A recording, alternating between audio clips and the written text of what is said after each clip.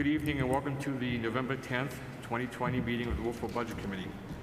Due to the COVID-19 coronavirus crisis and in accordance with the Governor Sununu's Emergency Order Number 12, pursuant to Executive Order Number 2020-04, this board is authorized to meet electronically. However, the committee has decided to proceed with a hybrid meeting format, allowing for the members of the public and board to attend and participate in the meeting in person or virtually. In accordance with RSA 91-A:2(3), the board has 6 members joining the meeting remotely, which a public body has the authorization to do. At this time, I'd like to take a roll call vote of all members present. For those participating virtually, please indicate if you have any other individuals present in the room with you. Linda Murray?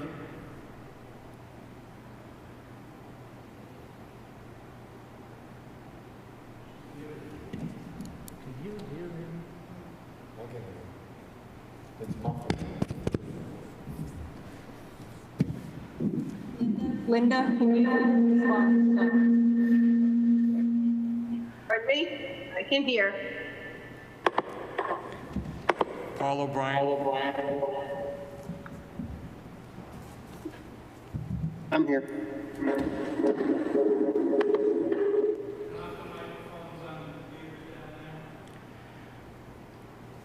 Bob Tuffer?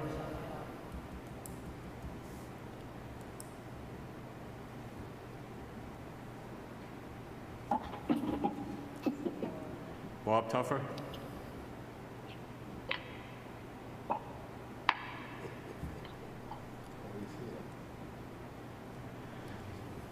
Anything from Bob? Bob, can you respond that you're there? Leanne, I heard you, but there was an echo. Oh, I guess you want me to mute. Okay. Okay, yeah. Robert Lohman? Here. Steve Johnson? Here. Matt Planchy?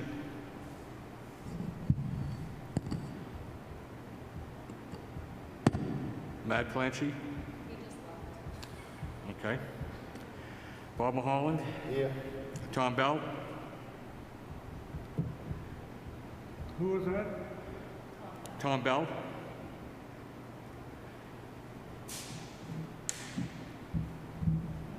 Anybody there for Tom?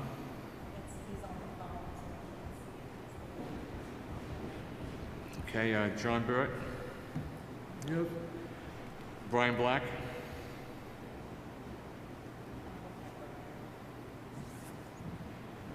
I don't think they're able to hear you.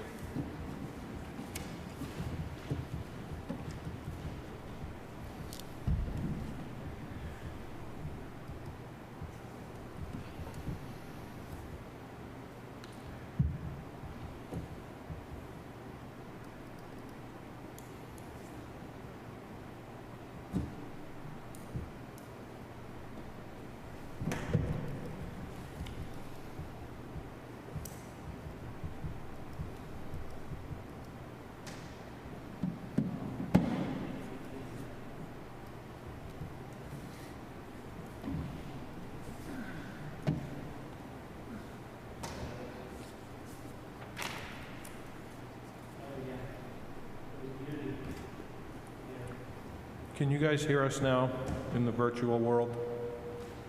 Yep. Yes.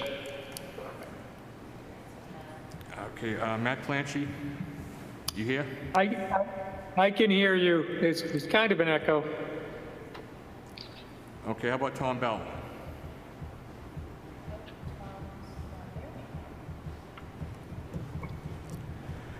Okay, we'll move on. Votes taken during this meeting will be via roll call vote for all members. My glasses keep steaming up. In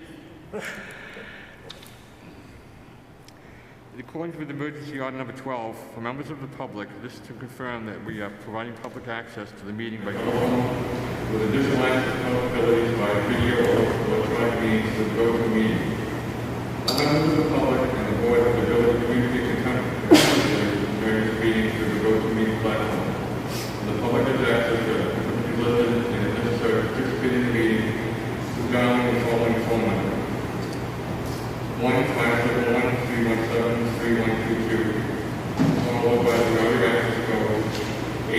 888-209-605.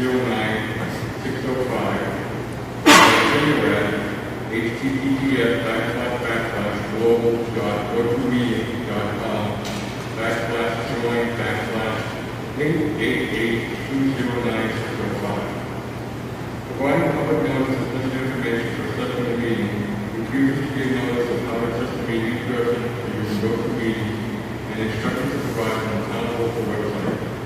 Wolfeboro.us on the Webster County and Login information page. Providing mechanisms for public to let the public body during the meeting is a public forum for public access. If anyone has a problem accessing the meeting via phone and computer, please immediately call 603-487-2692 or email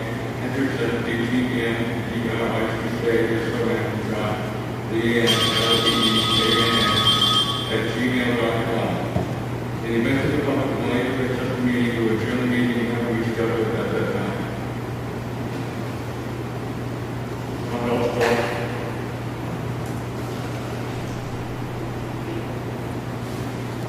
Okay, tonight we're going to look at the budget for patriotic purposes, recreation, Maryland Community Center, and also the plaza.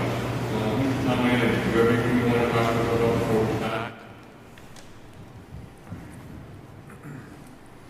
Good evening, Mr. Chairman and Budget Committee. A couple things that I'd like to discuss with you going into this budget. First of all, as we are all aware, we're in the midst of the pandemic, so we'd like for people to continue to utilize masks while in the building.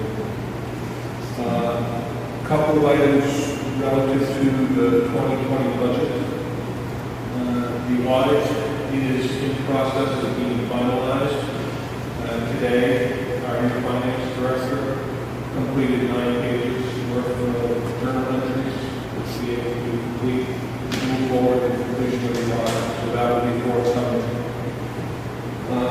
One of the items that you will observe specifically in the budgets that you're going to be looking at tonight, there are a lot of lines which have been significantly underspent in the year 2020 due to COVID-19.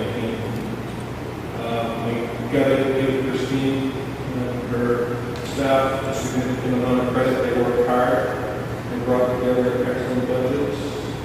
They're on target and they provide services.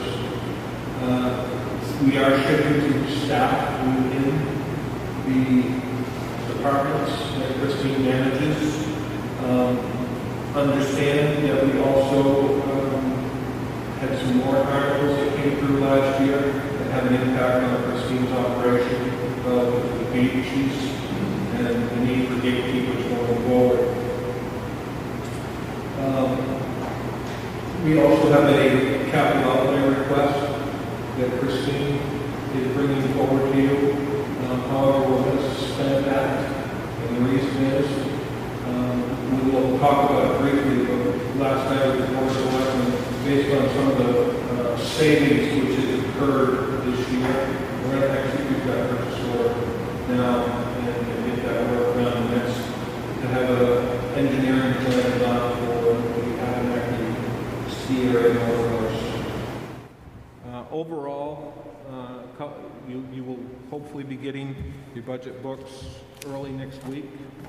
A couple of drivers in the budget that I'd like to inform you about in advance. New Hampshire retirement system. In July, we'll be observing increases to the New Hampshire retirement system. For employees, the rate will go from 11.17% to 14.06%. For the police department, it'll go from 28.43% to 33.88%. And for the fire department, it'll go from 30.09% to 32.99%. So we have, as a result of that, significant increases in the New Hampshire retirement system. Those increases right now are in the ballpark of $110,000. Additionally, Just yesterday, we received word our health care will be going up 7.5% effective July 1. And additionally, long-term debt. If you recall, the library bond is coming on board fully now, as is the Cary Beach bond. So you're going to be seeing an increase in long-term debt in the amount of $239,542. So we've got some pretty significant increases before we even really got into the budgets. In your budget books, you should have received the cover sheet, which summarizes all of Christine's budgets. And you should have received the old form that you received, which noted the changes in the budgets, which was requested to be brought back. So we've brought that back. When you look at the bottom line of that, we did tie in health care so that you could see what the costs are for health care for the various departments. However, we are going to maintain that as a standalone line, but you'll be able to see what those costs are for the actual department. With that said, again, I just would like to thank you guys for getting ready to start this process. Thank Christine for bringing in what I think is an excellent budget. And with that stated, Mr. Chairman, I'll hand it back to you. I have a question. On the Parks and Rec capital outlay, that's for the $25,000, and that's for rebuilding the hut at the top? Okay. That's actually for the engineering. The engineering of it. Engineering to do it, not to build it. Okay. Do we get bids from engineering companies to do a bid, or you just go with one engineering company? So we have a contractor that we use pretty heavily for this type of work. What's his name? Bergeron Technical Services. Okay. They do a lot of this type of work. Quite frankly, this decision was just made yesterday. So the fact is we used them to give us a quote for budgetary purposes, okay, but we'll probably be putting it out to bid. Okay. No, I just asked a question because it seems, in the past I've seen when we've gone to get an estimate of cost, it seems like it's the same engineering and same. I advocate for giving it to all the engineering people that are there, available, to say, here's what we're looking to do, if you supply it, that's all. Kind of like the same process we're going to do with these vehicles. Yeah, I was pretty good. Make sure we have due diligence to get a confident bid, whatever category.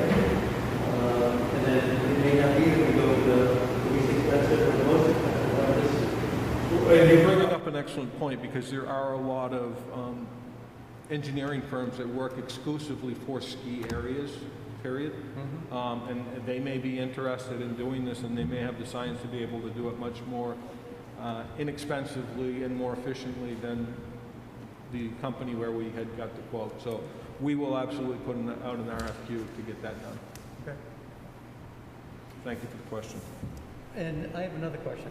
On the help me understand better.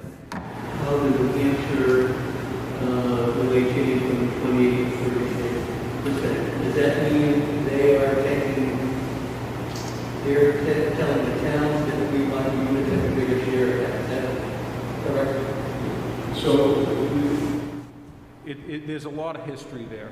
I believe it was in 2012, there was a shift which occurred in the New Hampshire retirement system where a certain percentage of the retirement system was picked up by the state of New Hampshire.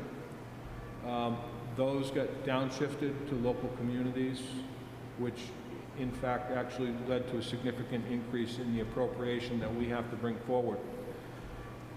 As far as the increase, they revisit every 2 years. and they look at their rate of return, and they look at their anticipated expenses, and they try to come up with a formula to try and create a sustainable platform. I can actually send you a document that gives you the history of the New Hampshire retirement system from going back to 1968, I believe it is. They have it right on their website. Just Every curious 2 how years they do how it. that transpires, so. Yeah. Any other questions? Yes, sir. A little clarification, Jim. The health insurance, as we're looking at it, is it out of the Parks and Rec's budget, but it's a memo line underneath so we know what it is? Correct. So in terms of the calculations, in terms of how the budget looks for the upcoming, it does not include the health insurance. Yeah, so that number, there was a request from some budget committee members that wanted to know what the costs associated with health care for each department were. Felt that was a reasonable request. It also gives you the ability to look at the trends. So it wasn't a lot of work to punch that number in and get it across. That's why we did highlight it in yellow so you could see it. And also, it's not factored into that budget. It is still a standalone budget, but we've got to allocate it out in a separate spreadsheet. Okay. Is it going to be its own department, if you will, or is the total health care hit? I could not understand you, Bob. Is the total health care hit that we're looking at, rather than looking at it department by department, is it going to be one single number that we're looking at? Yeah, so what we'll have is you'll have one number for the general fund for healthcare costs. You'll have one number for each of the enterprise funds for healthcare costs. So they'll be broken out that way. Okay, thank you. You're very welcome. Anyone else? Okay, let's start with Parks and Rec Administration. Yes, John. Yeah. Okay, go ahead. Getting back to the increase in retirement, just for clarification, that's the town portion that has increased. Has there been a change to the employee contribution to the retirement? There have been no changes to the employees' contribution rate. This is set by the state and it's on the town. Thank you. Okay. Again, let's go to Parks and Rec Administration. 100 series. I have a question. This may sound like a silly question, but I'm going to ask it anyway. When I look at the budget of all of Christine's departments, Parks Rec, and I look at the first page, and I'm looking at the percentage of increase, decrease, distinction, percentage of increase. And my question is, if we wanted to say to Christine, could you, because right now I'm looking at just the first page with the article, I'm looking at the last year we were 845, this year we're 93, 138 increase. Is there a way that we can get that figure down and let you figure out where to do that? It's just a question I had. Rather than, I'm just wondering if is there a better way for us to make changes as far as percentage increase and dollar increase, and rather than go line to line with the extra? And I know you probably work with the town manager and the board of selectmen. But when I look at the first page and we're up that much, and I don't want to touch up the needs, especially when Jim said we'll be very budgeting for that. So I'm just asking an open question. I'm more interested in finding honest dialogue, seeing where we can work, where we can't work. That's just it. We could go line by line, just want to toss that question. And anybody can answer that question.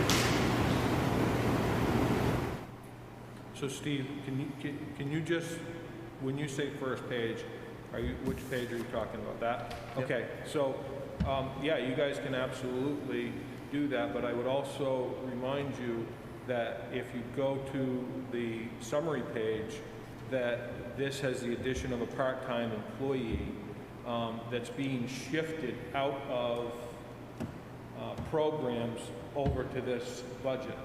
So that's why that $8,000 increase is there. The other thing that is interesting with regards to the 100 series this year is, if you recall, last year we had a 53-week pay period. This year we have a 52-week pay period, so we are seeing some essentially washes when raises come out.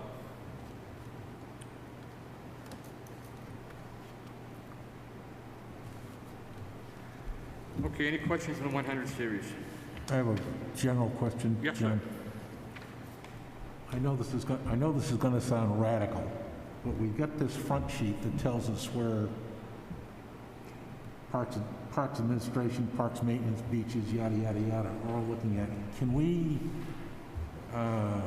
should have done our business before this meeting, in my view. I'm sorry, I can't understand what you're saying, my friend. We, as the Budget Committee, probably should have reviewed this information before we came up here, and it seems to me that we ought to be looking at the line items on the front sheet, this guy right here,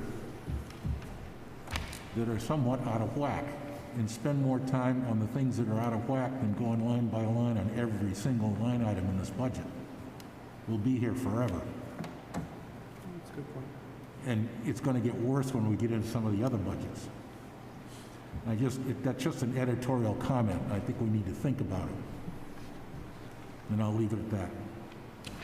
Okay, so you don't want to go through every line, is that what you're suggesting? That's exactly what I'm saying. Okay, is there any motion for that? I'll make a motion for that. Is there a second? Second. And discussion.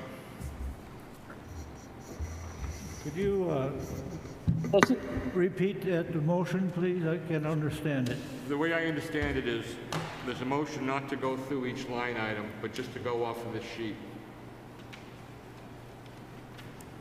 Is that a correct interpretation? Yep. We use the summary sheet where a percentage is up. We're trying to get the budget down to zero, obviously, or underneath if we can. And it seems to me the summary sheet gives us a target to look at. I give you Parks Administration, which is up 6.82%. That's probably worth looking at on a line-by-line basis. I don't see anywhere else in this budget, other than maybe the fireworks one that we need to look at. Let's get it done and get it over with. It seems to me they've done the job of getting the budget in line, and what I'm lobbying for is using the summary sheet as a target for us to do the reviews, targeted reviews, rather than overall line by line. And I don't know how you frame that motion, but that's what I'm saying. That's what I'm lobbying for. So what you're suggesting then is, as I understand it too, is if we use this sheet here, then we can say to Christine, line 4, Abenaki, we're 127,000 over, and then we can, she can say why that is, or why it isn't, just as a first. I think that's where we're getting at. I think, we spent a lot of time on this line-by-line stuff, and I think there are more important fish to fry if we go after the larger items that are out of bounds and get some discussion going between the department manager and ourselves as to why, the whys and wherefores. Question here, John. Yes, John. Does this obviate then, if I have a question on a certain line item, then I cannot bring it up? No. No. No, doesn't mean that at all. I think what I'm trying to do here is... If you're just using the summary sheet, and you say that's what we're going to go by, and you're I think what we're both saying, that we want to get through this quicker. we want to use this as a target. Okay. And then if we've got a specific line, of course we can ask that question. rather obviously, if somebody has a problem with a specific line that may not be in one of the targeted areas, rather obviously that needs to be brought up and reviewed, isn't it? I'm not saying we should ignore that, but if we as the budget committee do the work ahead of the meeting, we should have a pretty good handle on what line items we're really concerned about, rather than going through every single solitary line in the budget. Again, I would defer to our committee chair, John. He's been doing this for way longer than any of us. And if he feels that one of the lines is better, or Steve, I better than that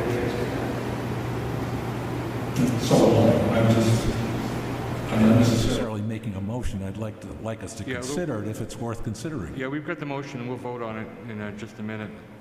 I have been doing this for a lot of years, and this is the way we've always done it. This is the way the Board of Selectmen does it. This is the way we do it on the county level. One of the big concerns is changing midstream is because of this whole issue with the virus, and we should be looking at each line to where we can save money. And maybe some things that Christine might have missed, maybe something the town manager might have missed, maybe something the Board of Selectmen missed. Many times I find things that come up with ideas of what we can make out to save money. I just don't like the idea of number one sheet, so she's showing up 14% now, 14% I think the public expects us to go through this to make sure everything we're spending money for is needed. If we can save a buck here or there, then we should do that. And I don't think we can do that by just going up to one sheet. Based on that, I withdraw my motion. That's fine. Okay. Thank you, gentlemen. Okay, any questions on the 100 series? Any question on the 200 series? A question on the 100 and 200 series. That's all predetermined by the selectmen, the town manager, and negotiations with the unions, correct? That is correct. This particular line, you have supervisory salaries, which receive adjustment based on recommendation I make to the Board of Selectmen. There is one collective bargaining agreement employee in this, which they will be adjusted based on a warrant article. And then there is the request for the part-time administrative office assistant, 20 hours a week at $16 an hour. So there's that request. And then the 200 series, a lot of those are simply calculations based on those wages. I've got a question about the 2% raise for non-union folks. What is the percentages the union folks going to get? We're currently in negotiations right now.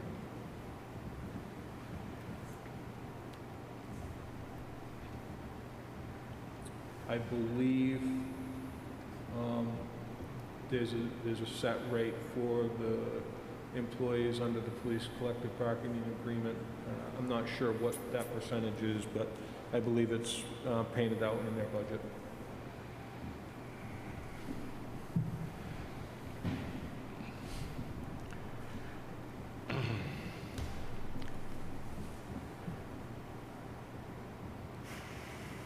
When do you think you'll have the figures for the union employees, the percentage? Well, we were holding off until we got health care. Health care just came in yesterday. I have to contact the gentleman from ASME to re-engage our conversations, which we started back in the end of August. So, by statute, we're required to get it by the first week of January, but I certainly won't have it in by December. So that'll be an additional percentage on top of the regular salary budget or whatever. But that will be a standalone. Could you give me the figure in the number of employees, what the total rate is going to be money-wise, the 2%? You know that you have to get that experience. 2% of all council. Well, I'm talking about all the people that are not union, you decided, the board of selectmen decided to give 2% raise. You know what that total amount of money is.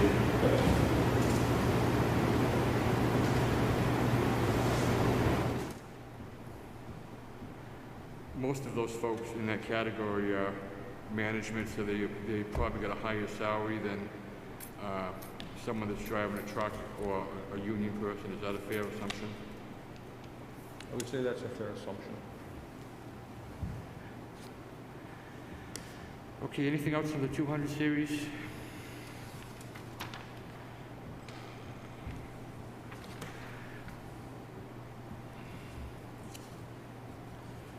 $300.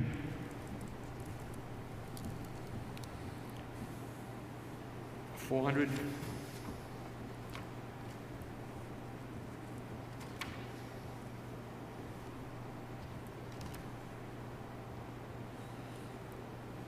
Christine, are we all done with renting the porta potties? Is that all done, pretty much? Renting porta potties? Yeah. In your budget? We still do some for the winter, for at Brewster Beach, I believe, and I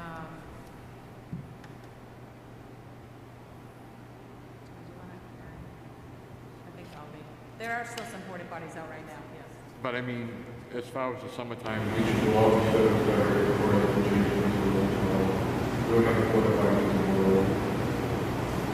I'm sorry, I didn't hear you. We don't have porta potties eventually, you know, with all the beaches that we all.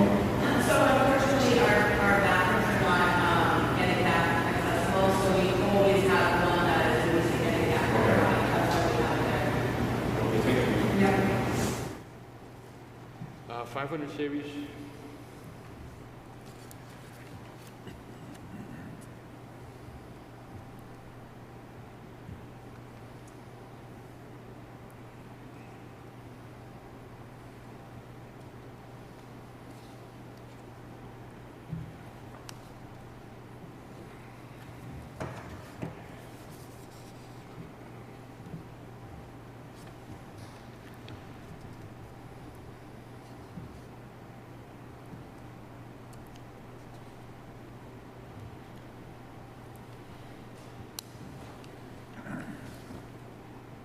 $600 series.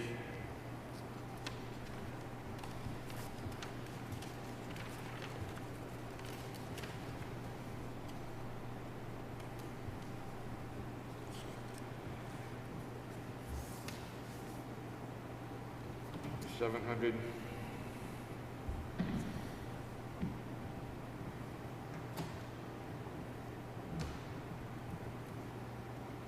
$800.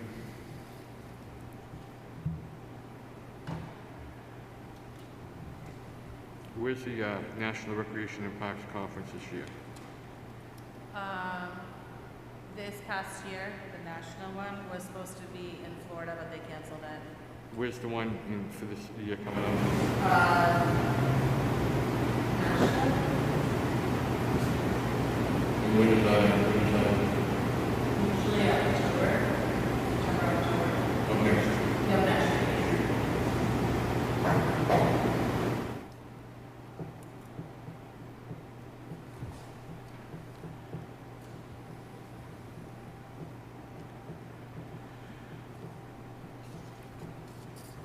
Okay, I guess that's it on the Parks and Rec Administration.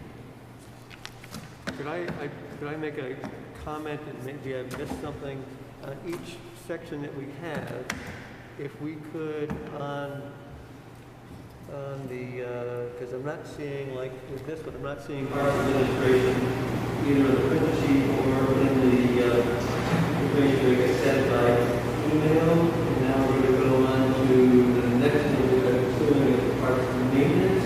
And if we could just somewhere in that literature, just stuff that we deliver either print or online, I would say Parks and Maintenance. Look at the bottom right. Unless I'm missing. Look at the bottom right. Thank you, sir. You are very welcome. That's why I asked the question. Thank you very much. You can teach an old dog. Thought you were testing me.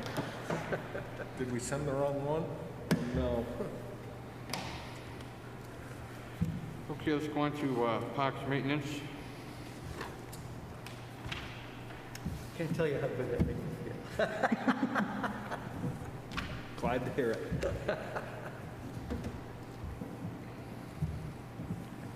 100 series.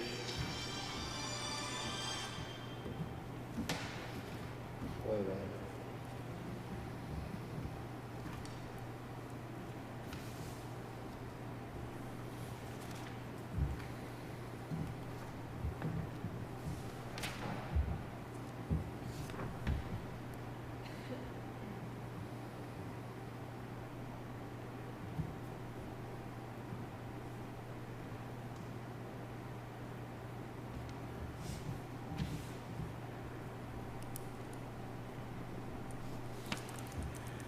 Christine, where's the cemetery people? Is that in another budget?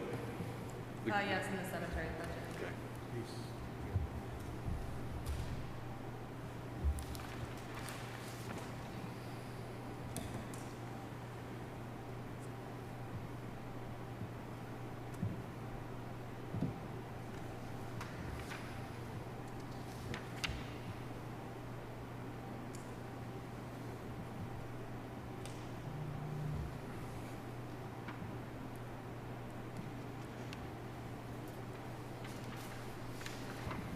Uh, 200 series.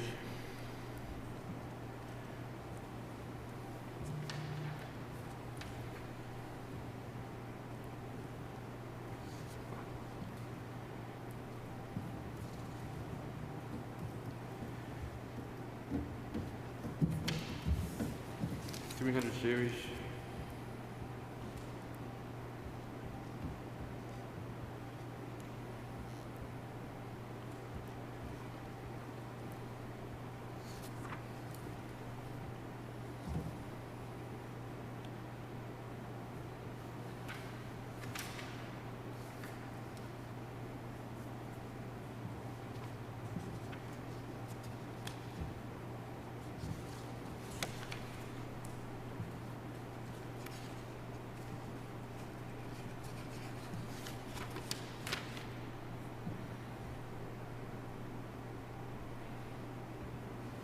.400 series.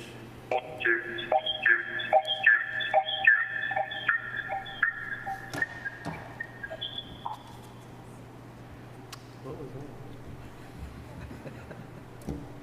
that? Hey, Christine, while we're looking at this, so on the general fund on this first page, this page, so you're actually under 1376 from last year. But then there are different, so whatever you want to do,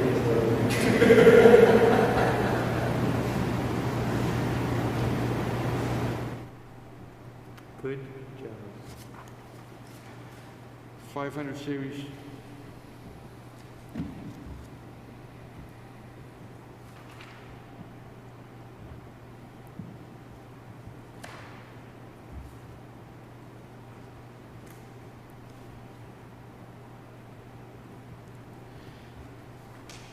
.600 series. Yeah, John? Yes, sir. Just an observation on some of these lines, all things petroleum. Jim, it looks like you did much better for pricing for diesel and oil and propane. Yeah, so that's one of the weird things about our budgets. We are on a fiscal year with our fuel, so we put out requests for proposals in May, and we end up getting pricing and locking it in for July 1 through June 30th. We received excellent pricing this year. We timed it perfectly, and additionally, we are observing a significant reduction this year in the volume of fuel which is being utilized. Thank you.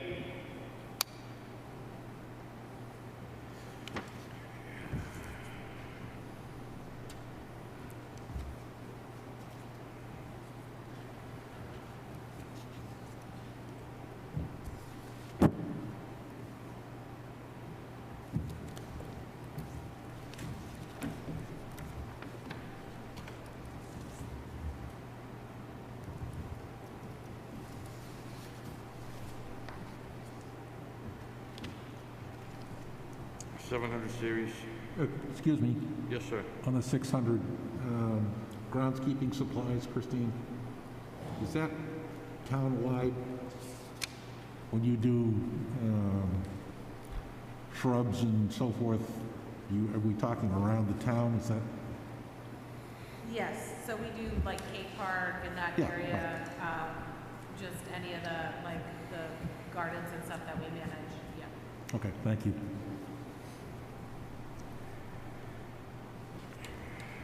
700 series.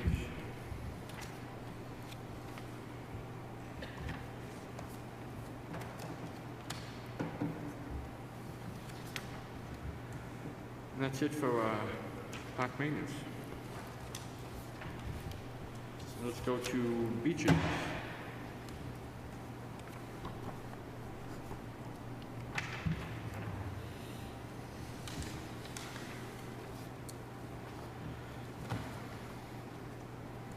Uh, 100 series.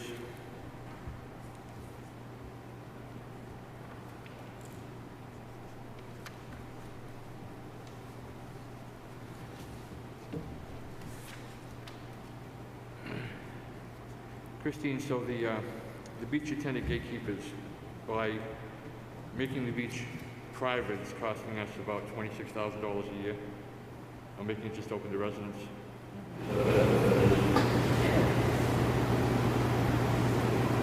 So as you'll see on the Brewster one, it's not as much. Typically, most of our programs happen at Brewster Beach, and so that's what we would have lifeguards coming to play. So right now, I pulled lifeguards, because when that warrant article was passed, it said no increase to the budget. That was impossible to do. So I repurposed lifeguards to be gatekeepers and monitors. So when I have lifeguards on duty, I don't need a beach monitor per se. That's the role of the lifeguard. So that's why I have less money in the beach.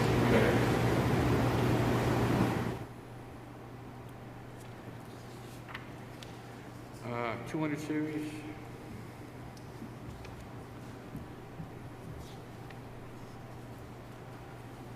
$300.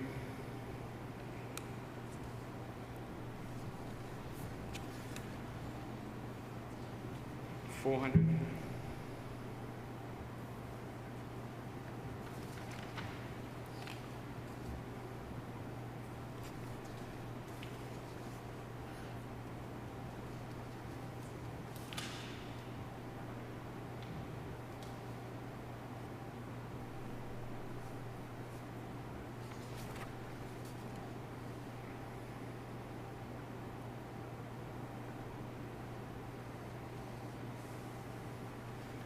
500.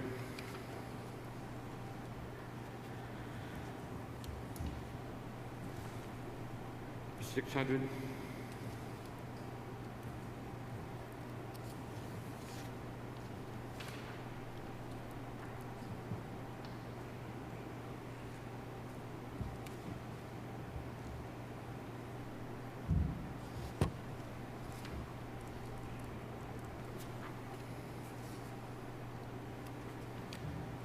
700.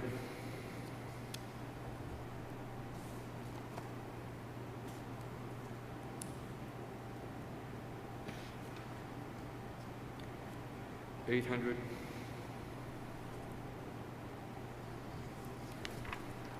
Mr. Chairman, just as a note to the Budget Committee members, you'll notice most of the budgets have a line 880 COVID-related expense.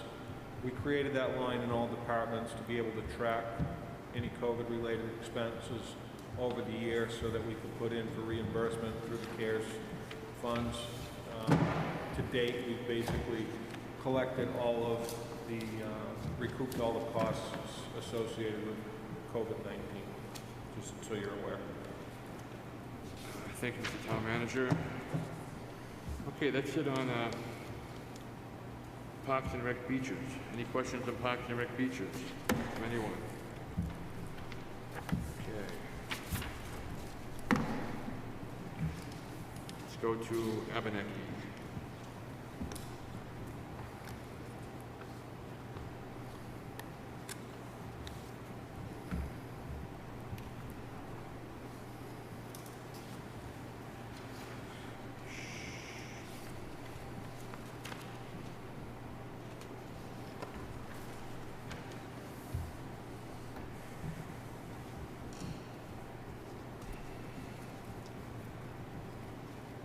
Okay, 100 series.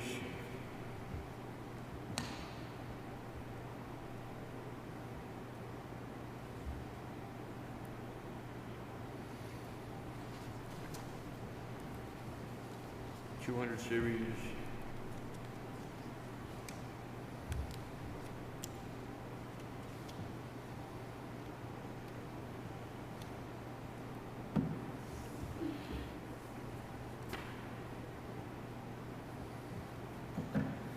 $300.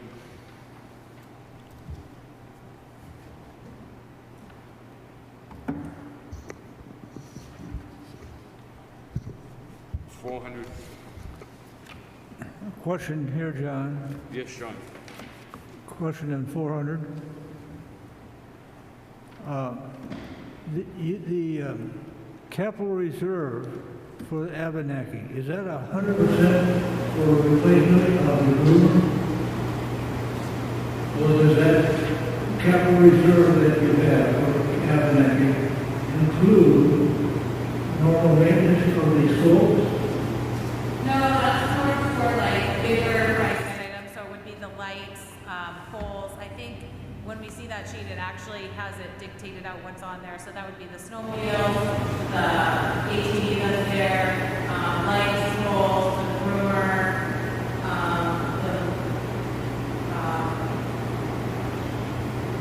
the engine, the motor, stuff like that. So all of that. It's not for the everyday things. It's more for the bigger price items that we kind of have to plan for, as if it goes, it's going to be costly expense. If you have to replace the total, where does the money come from? Comes from there. So it comes from there. So every 2 years, from the capital, from that, the warrant article. The warrant article? Yeah. So we, every 2 years, we replace the road. How much does that cost? It's about $2,000 to $4,000, I believe. It's actually in that sheet. Sorry, I don't have that sheet. But you'll see it, and it's all outlined by years and how much it will cost and everything. So you see our expenses every year. That's sort of bothers me. That's sort of operating costs, normal operating needs. But anyhow, I'm not going to belabor it here. And I really am sort of concerned about double dips. That's all. Okay. I'm making just a point. To clarify, is that rope, you replace the rope every year? The rope itself? Rope. We usually can get between 2 to 3 years out of it.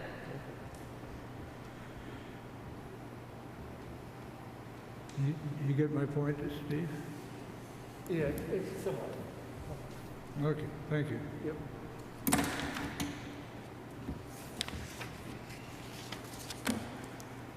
Okay, 400, 500.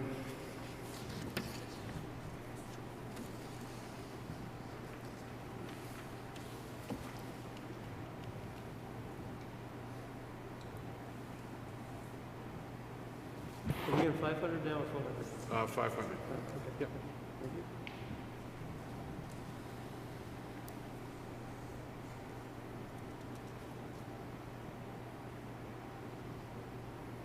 I have a question for you, Christine. Say, for instance, I wanted to help out at Abenaki and wanted to get help out with ski patrol, just as a volunteer. Can you guys do that?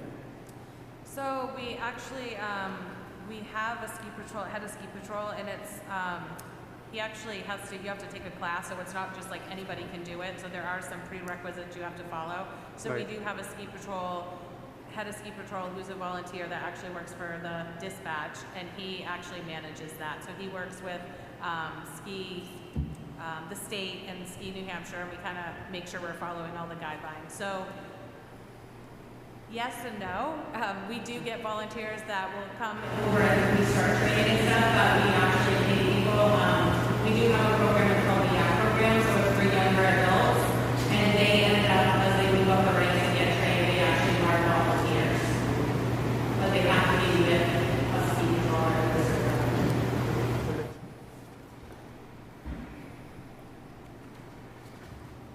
Okay, 700.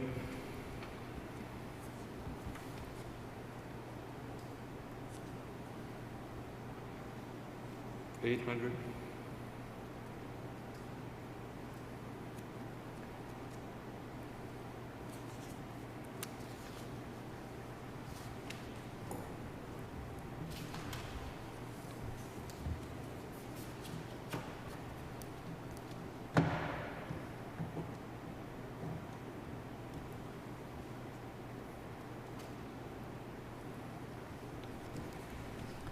What's the entertainment under the Winter Carnival? Do you hire a band or something, or what's that? Under Winter Carnival? You got $1,000 for entertainment? That's usually we do like if we have a magician come or we have something come. So we do something here at this facility, and then we also have something at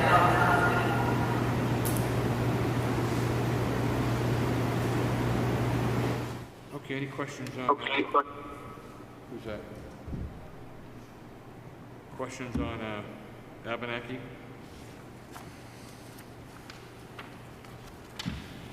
While we're on Abenaki, let's go to the back of the page here and talk about the request for capital outlay.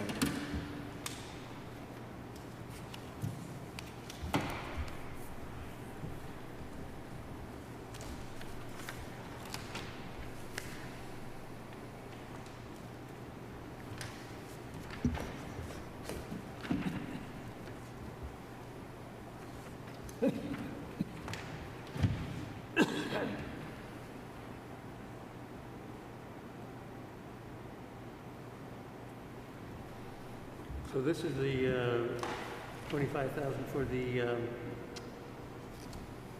building at the top?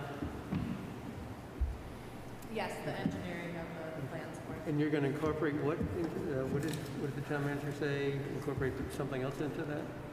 I'm sorry. Was there anything else involved with the building? That's the whole thing. So that building actually covers the motor. So, and it's actually not high enough to see. So maybe not now we have someone who's at the bottom that can see up to a certain point, and someone at the top can see up to a certain point. So the plan is to, one, bring the building where it needs to be in better shape for the employees, and two, to make it safer. The cost of $25,000 for engineering, which is probably going to be about a $200,000 project. That's what the engineering will tell us. Yeah. One of the objectives to this is to convert from gasoline to electric. to electric. The building, I'm trying to see if I can find the pictures now. Jim, this is The Paul. Do you operator's have room. photographs of the building? Jim, do you have pictures of the building that you can share? I'm looking for it right now, Paul. Thank you. The access to the operator's room is very precarious. There's open gears, chain drives, the gasoline engine that vents to the outside is not great. And if I can find these pictures, the pictures are just, when I saw it, it's like this is a priority based on, one, the safety of the people operating the system, two, the number of people that utilize that system, and three, it's good timing to do it.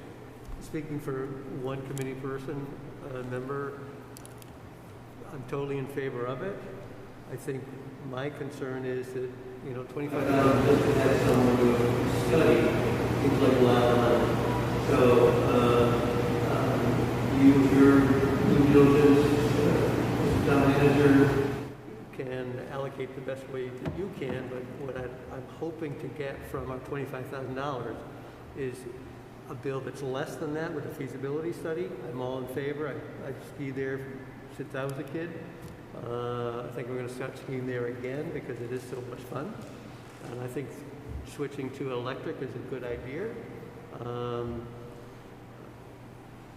But $25,000 to simply do a study, I have a big question mark about Well, that. it'll also give us the building plans of what the building's gonna look like. So, you know, Okay. our hopes are to obviously get it in less than that, but fairly stated. I do have these pictures. Let me go ahead and put these up. You'll be able to see them up behind you on the screen here in just a second. And those of you out on the world should be able to see it as well.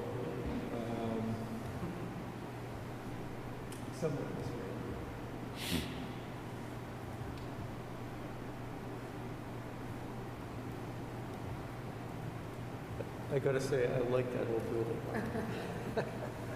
Okay. Yikes. We'll sell it to you for $1. So this is the first slide. This is looking at the house. Christine, I'll let you talk through these things. Yeah, so that is, actually, that's the back side of the house that they walk into. That's the way they enter. And if you see too, if I'm looking at it to the left, that little, yeah, right there is where our gasoline gets put in for the engine. Not a terribly safe operation. This is the front of it, and you see that the rope actually goes into the building around in there, and the motor is right beside that. And I believe this is the exhaust too, right, Christine? Yep. And this building is about, we figured out it's about 20-something years old. And mind you, this is the exhaust, and right above it, if there's a problem, this is where the egress is probably going to happen for the staff member. This is their view that they have when they're at the top. They're looking down the hill. And it is quite loud in there because the motor is right underneath them. And So this is the stairs to it. Are you proposing to build it taller or moving it down the slope? So that's what this study will That's the decide. study, Like, okay. yeah, so it basically, because they kind of went up there and surveyed the whole area. Is it, we do it taller? Do we move it forward a little bit? Like, what does that look like? So this is the motor, actual motor. Yes. That's your electrical. That's your motor. As you can see, you've got open gear, chain, sprockets. It's just not really safe. That's the access to the second floor. I think it speaks to itself. Question. Go ahead, sir. I concur with just about everybody here that that needs to be done. I don't think there's any question that that building needs to be repaired, even if for no other reason than of safety issues. But I concur with Steve that I want to ask a question. Let's say we say, okay, fine, you got your $25,000 capital outlay and it comes in at $15,000 actual, the study. Right. What happens to the $10,000? Well, it would go to general fund, or it would go in front of the Board of Selectmen for potential reappropriation for another purpose. And that's exactly what we're trying to do this year, is to come in front of the Board of Selectmen, which we've done, and say, we can take this off the 2021 budget and do it right now because of some of the cost savings that Christine's observed this year in her budget, specifically with the beaches and programs. She's saved almost $100,000 because those events haven't occurred this year. No, it's a question of accounting. Yep. I just want to know I don't care whether it's this capital outlay or whatever it is. If we say we're going to, we want approval on $25,000 and it comes in at 15, I want to know where that extra $10,000 goes. I want to know how it gets accounted for. I want to know where it goes. I think I can assure you that the new finance director is very well versed in this, and I think she's going to be making some significant changes in the way we account for our funds. Doesn't answer my question, but I'll accept it. Thanks. I got a question for you, Bob. Does the CIP know about this? Is this No. This is on the CIP? Never, this is the first we've heard of it. Yeah, so Christine brought this to me as a capital outlay item within the budget, not as a capital reserve project. So it falls within the capital outlay parameters of 10,000 to 100,000. So that's why you haven't seen it. Should you have? Yeah, we probably should have gotten it through the CIP process, but we didn't. Sorry, we did mention it. The reason is I never had my quote in time. I was pushing to get it, and so Matt was like, well, you don't have anything. So he did mention it at the CIP that we would be seeing it, but then we never got my quote in time, and to be honest, I'm sorry, I forgot to revisit you, so that's why. But it was mentioned, but we just never got the quote. I think I had originally said like $50,000 to build the whole thing, because I wasn't sure, and then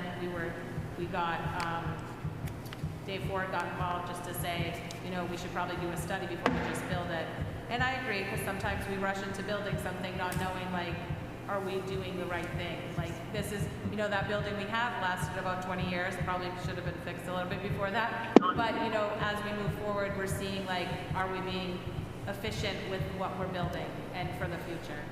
So I think that's why instead of just saying, hey, $50,000, let me build something, we decided maybe we should look closer at it to make sure it's going to last and we're doing it appropriately. Sure. I guess my other question is, Jim, maybe you can tell me, do we know what's in the capital reserve account for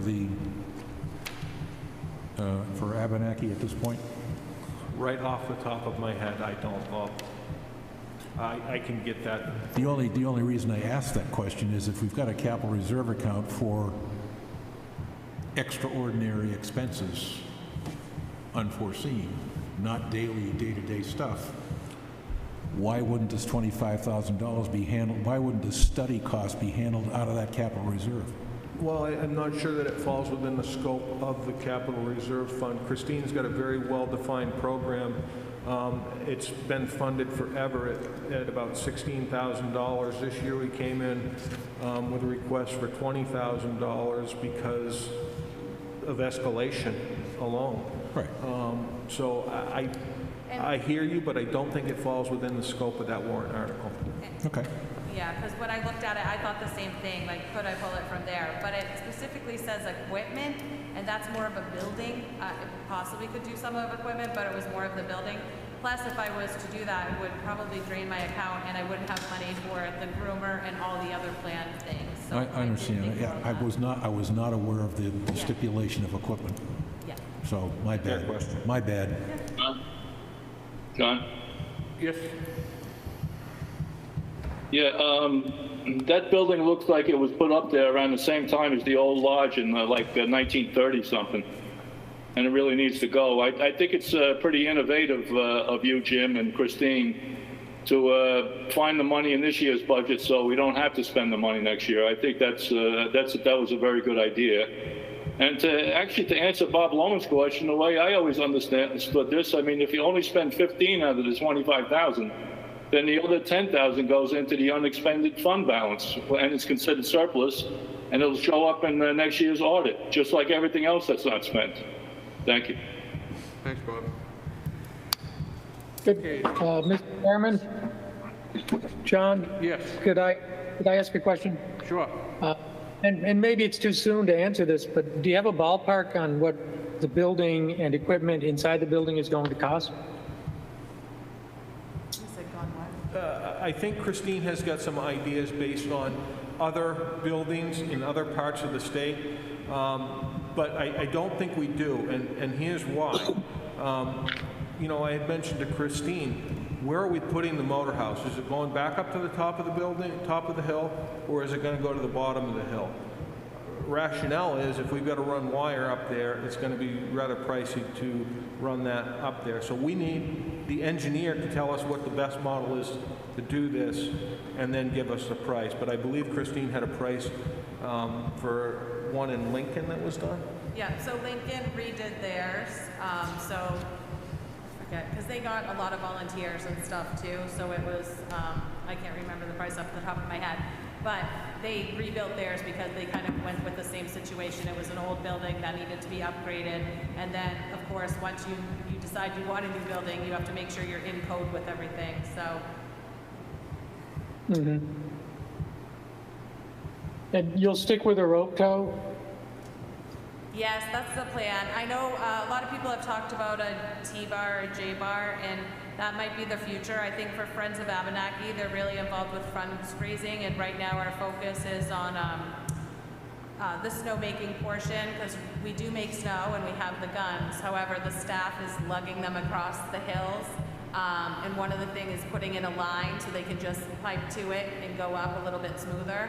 And if you haven't been to Abenaki recently, they had cut that new trail Twister, which is all the way when you're looking up the hill to the left, and we don't have snowmaking capability over there, so they have to make the snow and push it over there. So that's a lot for the groomer, on the groomer itself.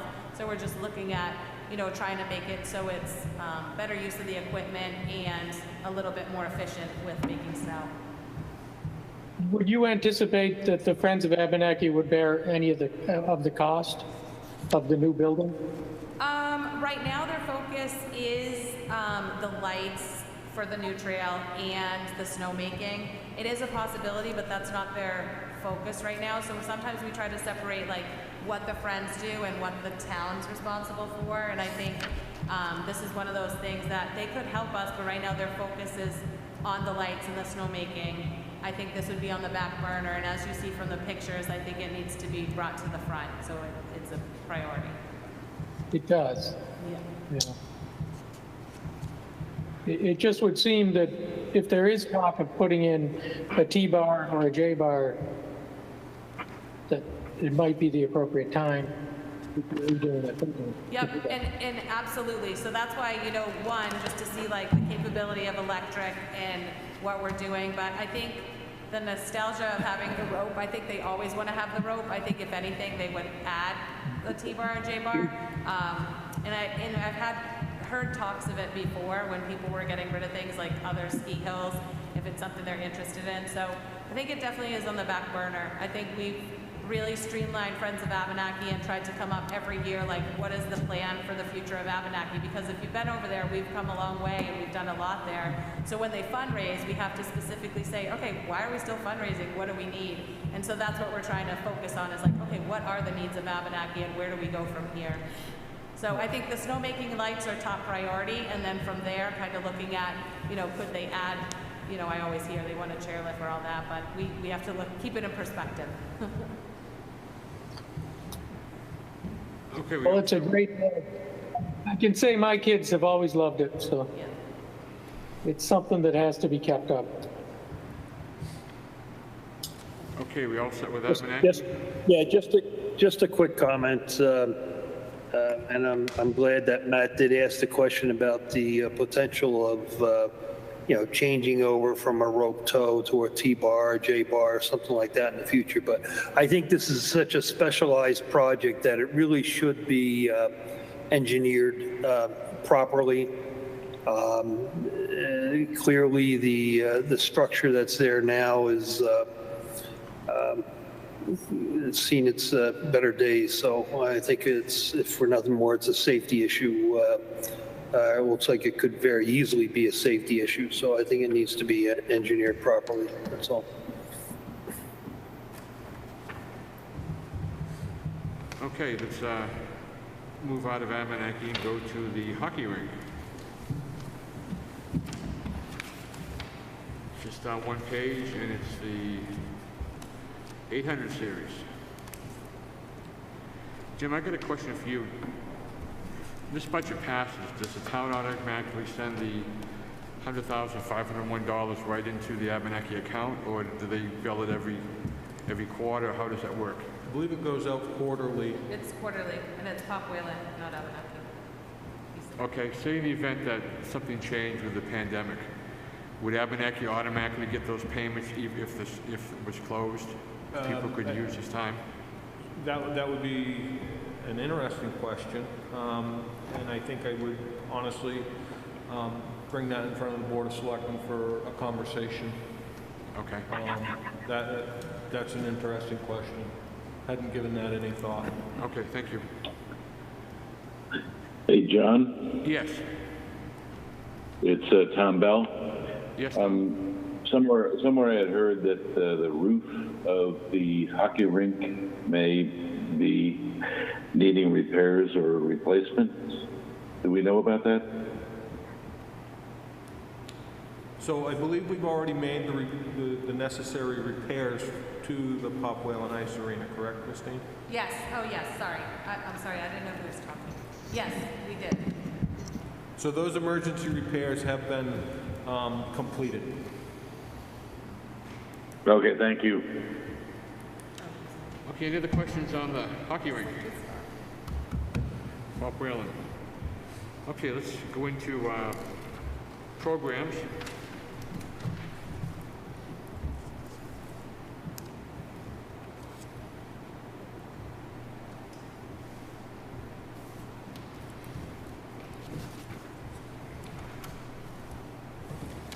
Uh, 100 series.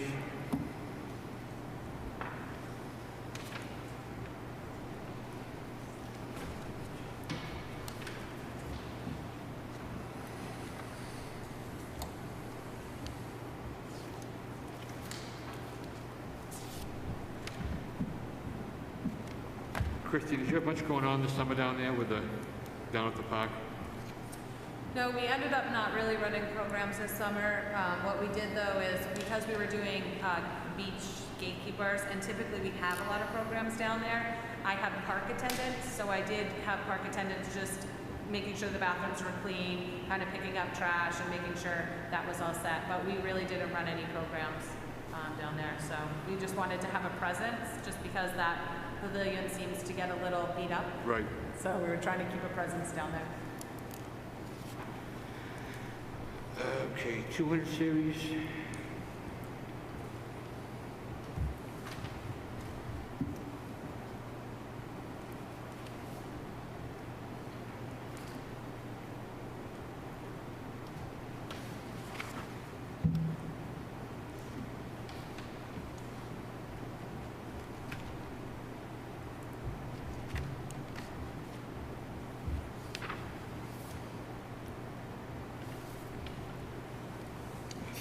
Series.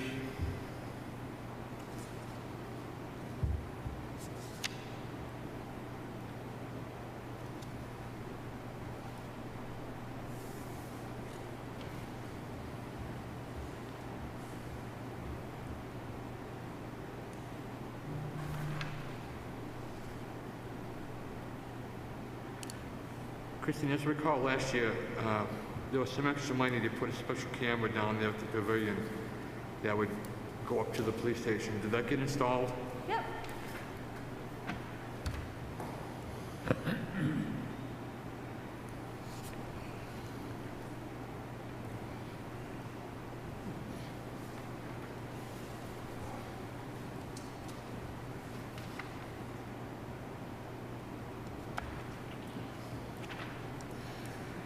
Uh, 400 series.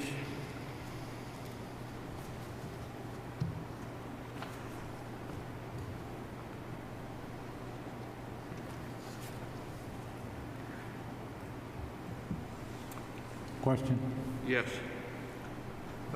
Christine, I noticed last year we looked at $3,670 appropriation. We're looking at the same thing this year, and yet you've only spent $2,029 so far. Is there some reason for that? Which one is that? I'm sorry. I'm looking at electricity, 410. Oh, electricity.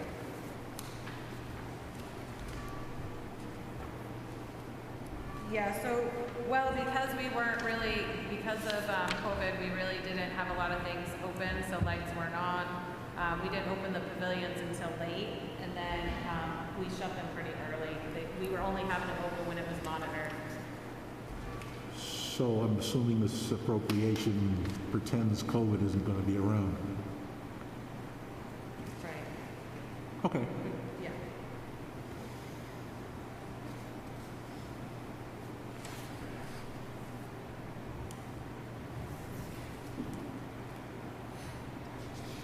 $500 series.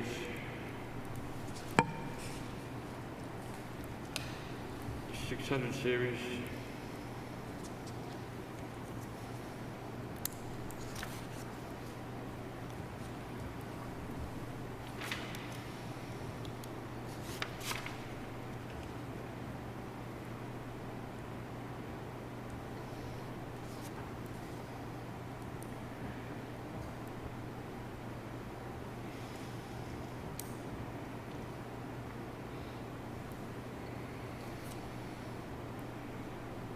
$800 series.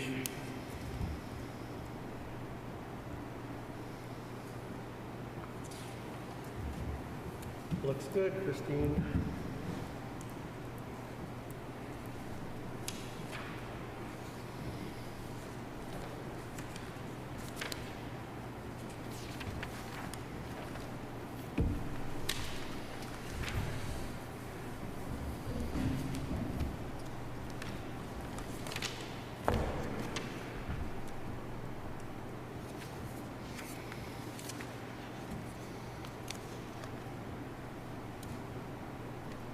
Okay, that's it on that.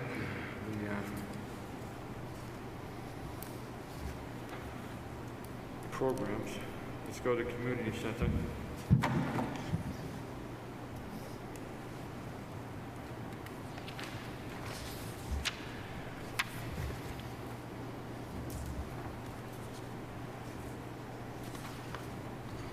$300 series.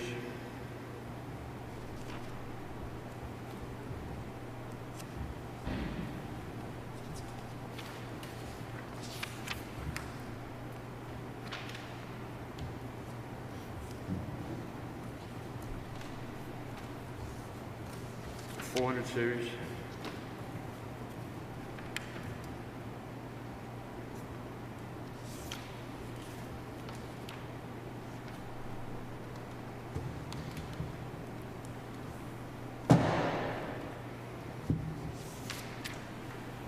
$600 series.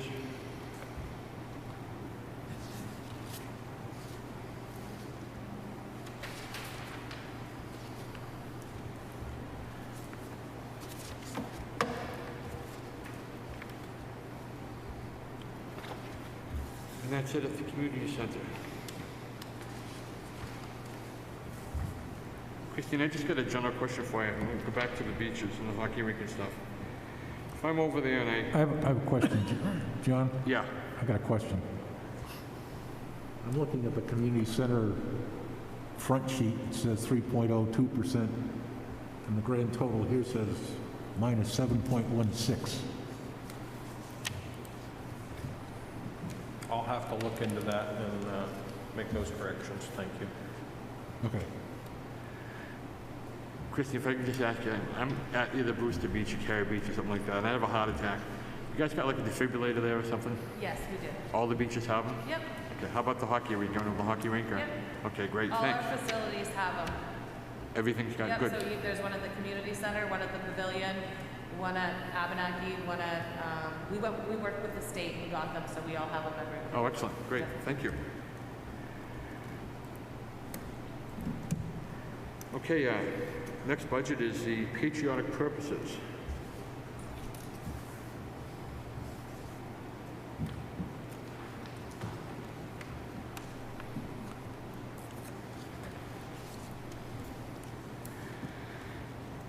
You'll see a list of all the items under the 800 series. This is actually through the American Legion. This is their request, but it gets put in my budget. And it's the same, I believe, as last year. They didn't request any increase.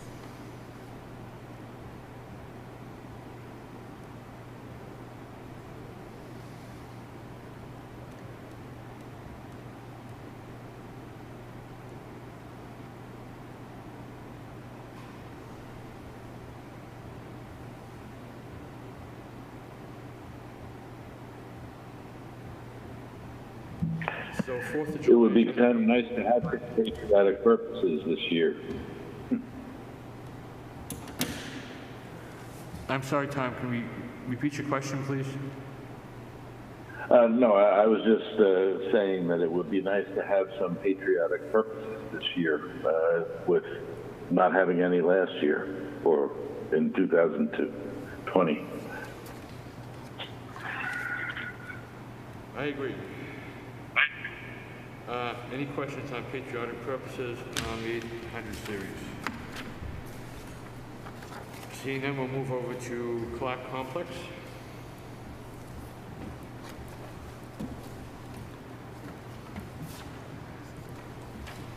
What are we going on now? Clark House, John. Clark Complex. Thank you.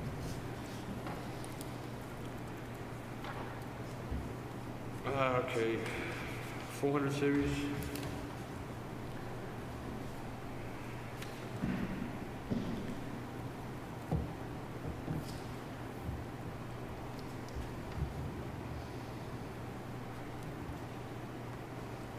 $600.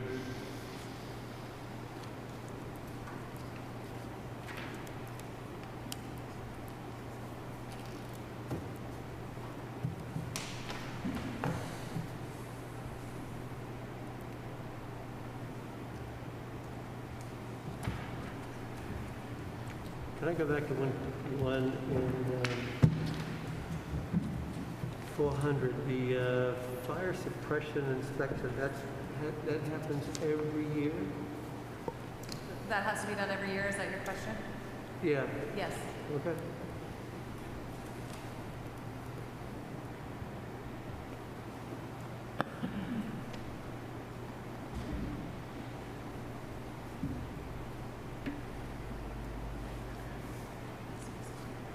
$600, $800.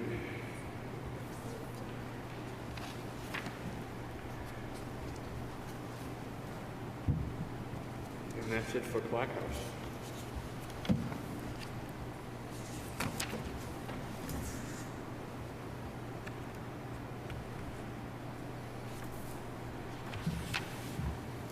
Now we'll do Pop Whalen.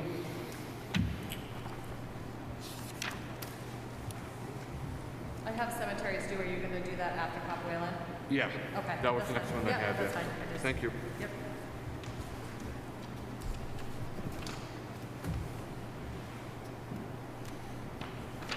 100 series.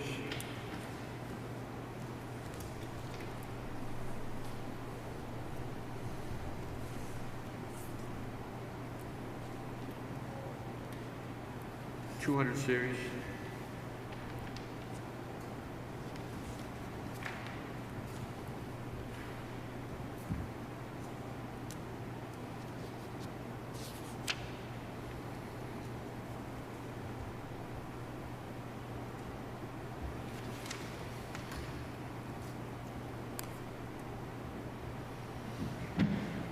$300.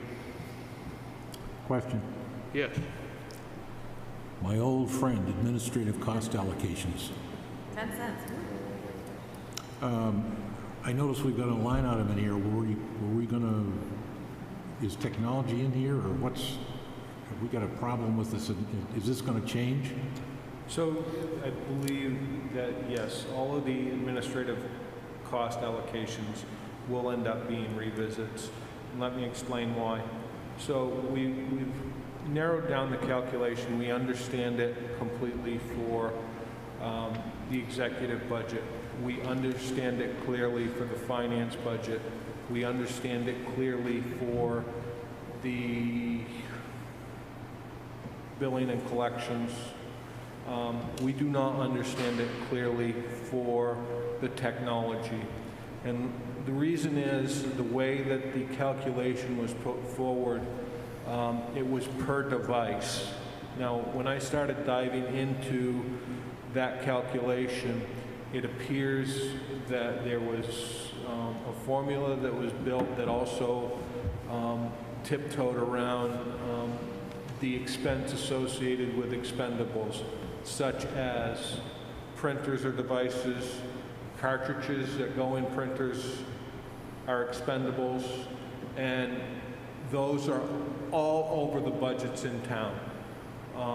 So it's extremely labor intensive, and there was not a good database in place how to do that. So my intention going forward is to make the adjustment to the executive, to the finance, to the billing and collections, and most likely keep the technology level where it was in last year's appropriation. Rough idea? Rough idea of what it is now vis-a-vis what it will be after you make your adjustments, the grand total? Rough, just rough. I'm not going to hold you to it. I have it in here someplace, Bob, but I can't put my fingers on it right now. All right. Well, you and I will know after you do what I asked you for in that email. Yep. Yeah, let me see if I can find it. Okay, we got on the 300. Let's go to 400.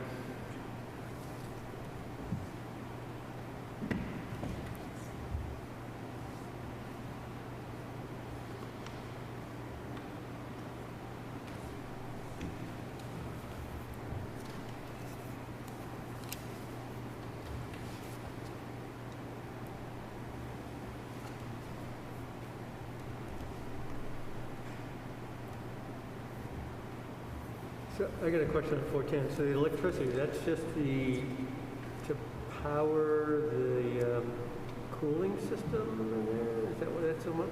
The lights and the compressor? Yeah. Yep. Okay. That's a big chunk of change. It is. So have we ever thought about putting on the roof solar panels, like the because it's out there? I'm just wondering with the experimentation that the municipal electric department is doing on different things as far as that is concerned. Maybe that's something that we should look at. Yeah, we first need a new roof, and then that is a great plan. I have thought about it, but we need a new roof first. But yes, that is the plan. We'll ask the same question to the municipal department and see how they can help us out. Yeah. I did reach out to Barry. I think was the library starting it, or was something, he just wants to have some more data on it, but yes, absolutely it is. Yeah. That's what I had. So Barry has awarded a request for proposal. If you recall last year, he put in a request for a solar array to be installed at the municipal electric building on Middleton Road. That contract's been awarded. And it's in process now, so we figured that's the right place to start testing this, is with the people who are subject matter experts in electricity, and they can help us going forward with making some decisions. Relative to Pop Whalen, I think that that's an excellent place to be able to put a solar array. The problem is I'm not sure if the roof is the right place to have it based on the structural integrity and design of the structure itself in the building, but it's something to be looked at. Agreed. Mr. Chairman? Yes. Good evening. The thing that we have to, Steve, thanks for your question. I think Linda and I have had a couple of chats with Jim and Barry about that. The thing that Barry's got to figure out is putting solar panels on that building. If you look at the detail that Christine has provided you, a lot of that usage is base load. Means it's coming at you, it's base load usage. It's not the kind of usage that you can shut off when the sun goes down. So the question that Barry's got to figure out, or any solar provider, is how much of those kilowatt hours are actually, can you harvest with panels? Because you're not going to be able to eliminate the base load. It's like, you just can't do it. So that is a question that you can ask Barry, I think, on Thursday night or whenever you visit. He probably has an answer in large part to that question. Okay, thank you, Paul.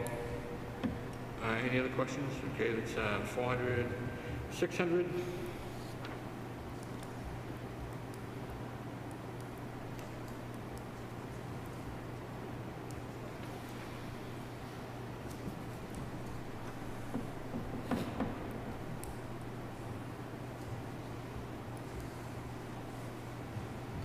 $700.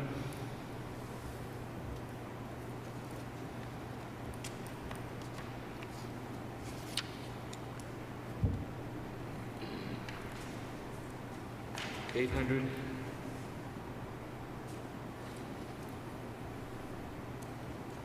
On the personal development, who gets to partake of that? That one is more for the full-time employees that manage the rink. So those are actually classes about ice maintenance and all that. Those are the classes to help, like learning about the compressor and all that system and stuff. Okay, thanks. Okay, we'll move on to 900, debt service interest.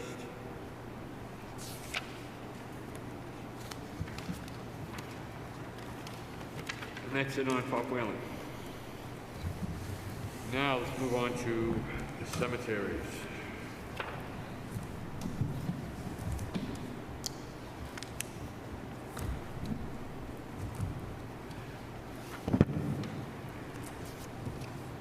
Okay, 100 series.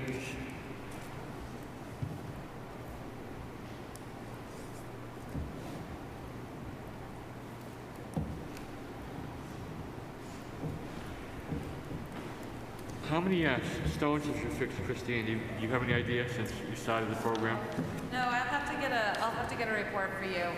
So the people we hire for that, they work independently sometimes, and because it was a COVID year, they didn't do as much, but I will get a thing for you. I'd just be Because it is pretty interested to see. interesting to see what they're doing up there.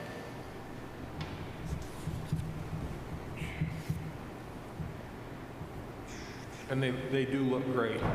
We should get you some pictures. The work that they have done is excellent. Yeah, it's amazing. What do they do? How do they find the stones? Do they they do like the one over on 109A, or how do they?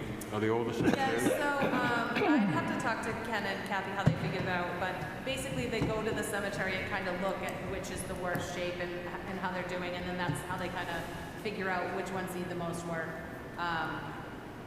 It is amazing. Like, you see stones and they're like so old, and then all of a sudden you're like, wow. Look good. That's good. Yeah, it's a really good program.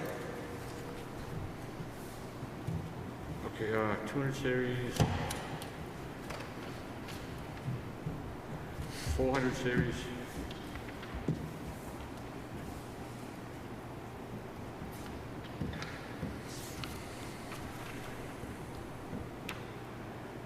And that's it on cemeteries.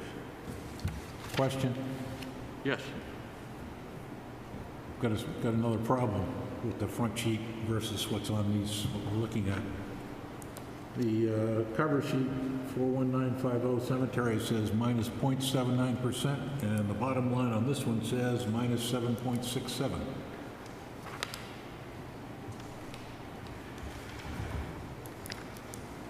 I will get that taken care of and get a copy to you for Thursday night. I guess my question is, are the cover sheets built from the bottom up, or are we going from the top down? In other words, these front sheets that we got, I mean, they're invaluable for my purposes anyway. I can't speak for everybody else, obviously. But, you know, when I'm looking at this and if I see a minus 7.67, I'll just automatically go by it. 0.79, I might look at it, see if there's something to get at, and I guess the difference between the two shouldn't be there.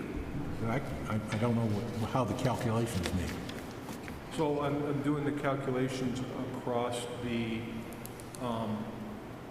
2020 approved budget to the 2021 proposed budget. Right. I guess I'm not understanding what you're looking for. Most of the other, items, except for that one that I pointed out earlier, on the detail sheets, the line item sheets, when you come down to the grand total, those percentages match up with the front sheet. This is the second one that doesn't. Yeah, and it's probably just a data entry error on my fault. Okay, all right. I just Probably point blank, but I will get that to you for Wednesday night. Okay, so if I was to say, look at this sheet, it's in 2020, the whole department was 983, 989. And for 2021, it's 982, 613, which is a deduction of $1,376. Is that a correct figure? It should be a correct figure, correct? Even with these numbers, if these numbers are wrong over here?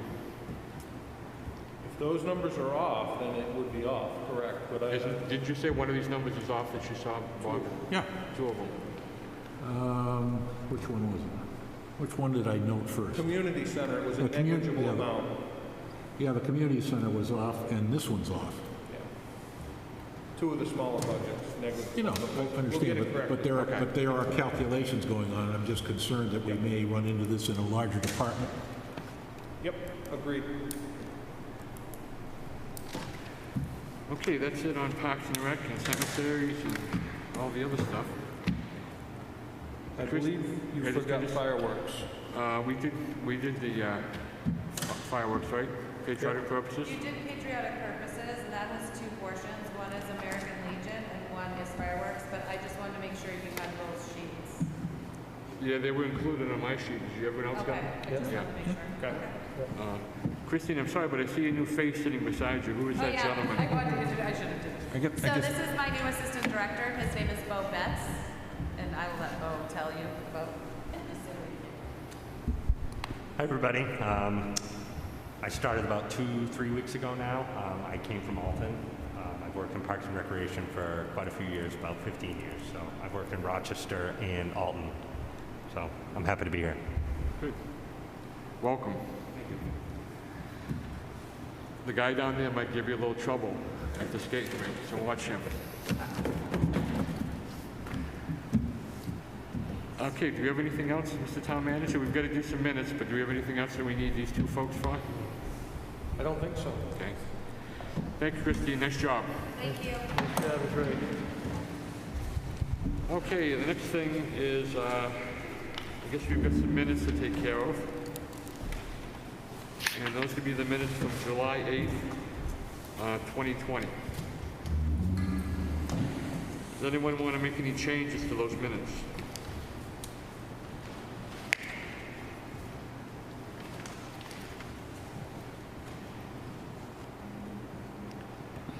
Anyone? Okay. Can I get a motion to accept these minutes as written? So moved. And a second? Second. Did we cover the patriotic purposes? Yes. Yeah. Boy, I missed that. Yeah, we did. Yeah. Is there any reason why we see an increase to help the Chamber of Commerce celebrate Christmas? You're talking about the what you call it, the first night, last night? Last night or something like that?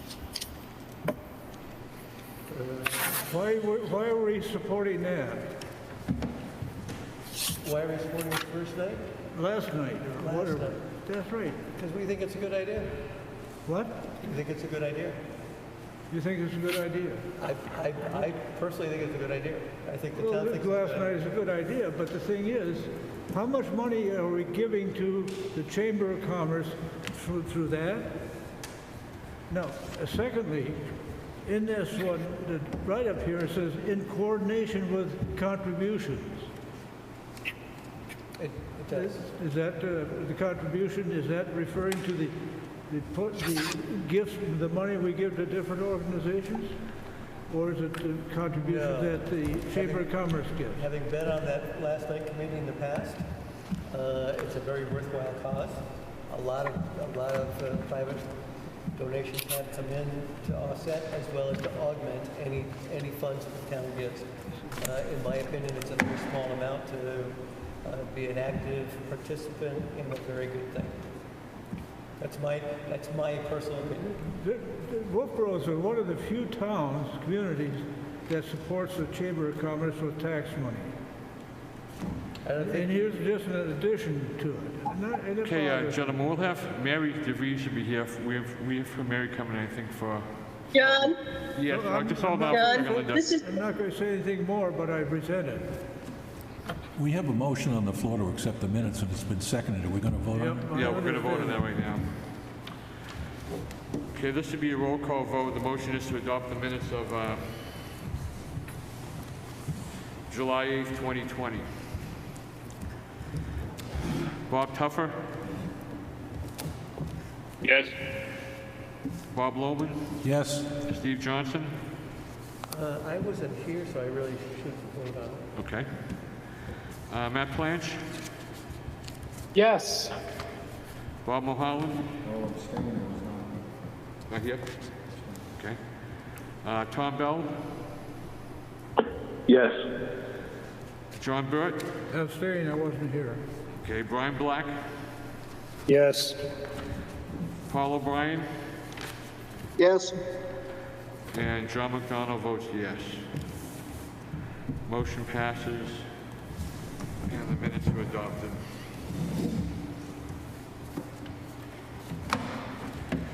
Okay. Any other business? Yeah, quick question. Hey, John? Hold on for just a second. Go ahead, Bob.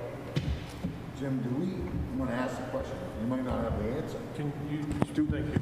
Do we have any kind of idea where the tax rate's going to be, knowing that appraisals went whoop? No, they're conducting the hearings right now.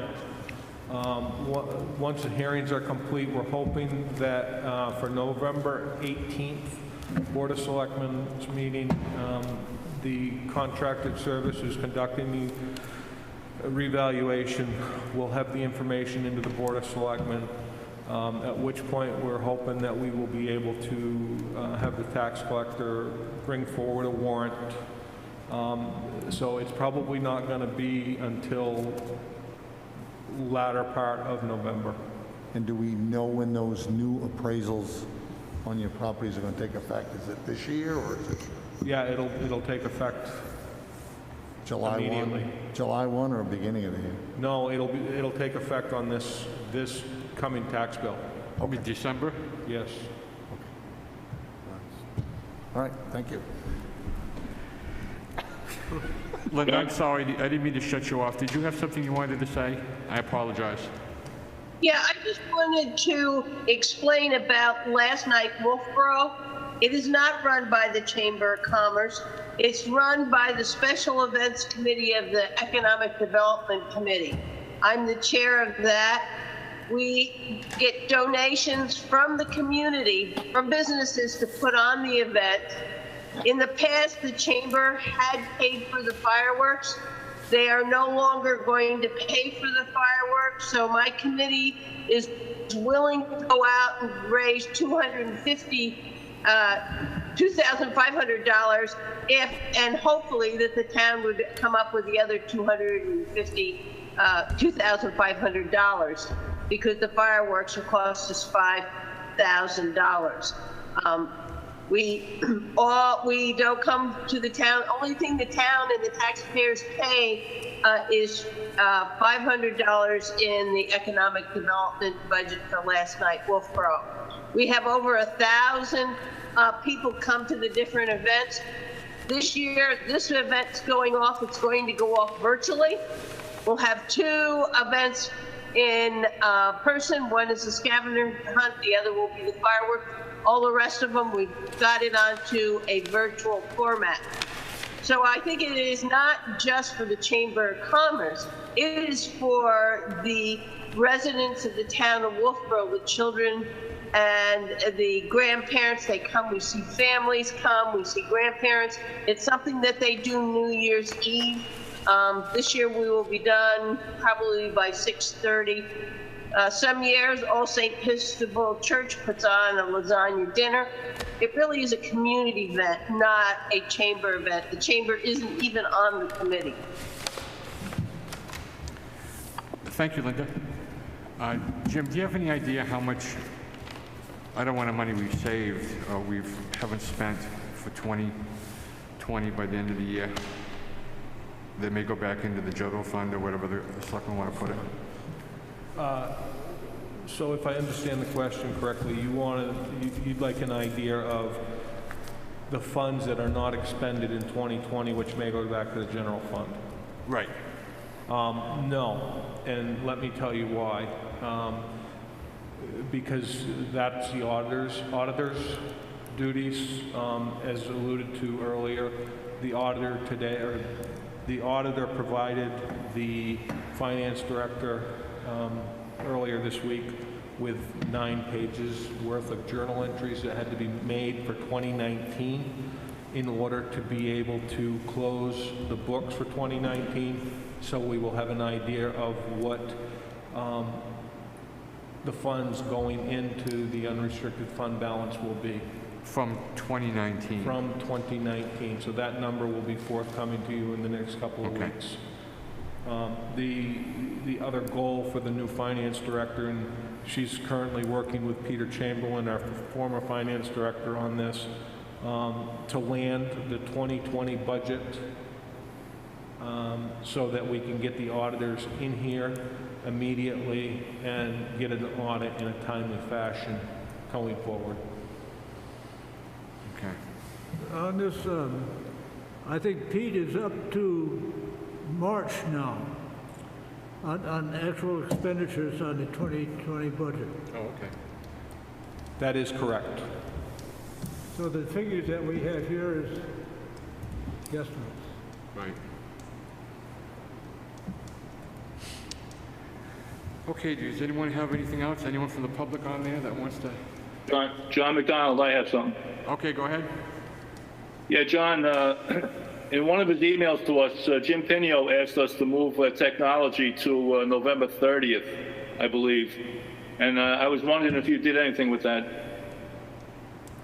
Yeah, so we're requesting to move technology to the same night as Public Works. And the reason for that is, as I advised back in the July meeting, we're coming forward and we're asking for a full-time IT person. We've got an IT budget of $250,000, not to mention all the various contracts within the various departments regarding technology, software, etc., and it's simply not being managed. So we're asking for a full-time IT person. The second thing, if you remember last year, we conducted a organizational assessment of the Public Works Department. That's done. They came in with their findings, and myself, Dave Ford, and the finance director are sitting down Thursday to get the items finalized. But what we're proposing is for David Ford to move to be exclusively dealing with water resources in water and sewer, and to bring in a new Public Works director to manage streets, highways, Public Works garage, solid waste, and buildings and grounds, those 4 divisions. The Board of Selectmen are supporting this, and they would like to be able to attend that meeting to lend their support to the conversation.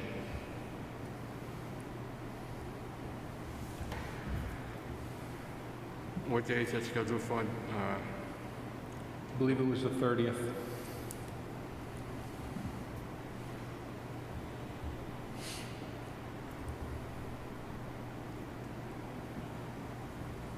My computer died, so I have no more juice, so I'm not sure. We'll have all that information you just talked to us about a couple weeks prior to that. Yeah, we should have it actually all finished this week, based on meeting with Dave and Kathy Carpentier, our new finance director, on Thursday. Okay. Any other questions from anybody? So was that a yes? Yes. Thank you, John. Thank you, Bob. Okay, nothing further than can I get a motion to adjourn? So moved. In a second? Second. Okay, would you roll call vote? Okay, Linda Murray, Yes, yes. thank you, Linda. Paul O'Brien, Yes. Bob Tuffer, Thank you. Yes. Bob Lumen, Yes. Steve Johnson, You got it. Matt Blanch, Yes. Bob Holland, Yes. Tom Bell, Yes. John Burt, Yep. Brian Black, Yes. and the chair votes yes also. Thank you, everyone. We'll see you on Thursday. Thursday, municipal electric. Yeah, hopefully we'll...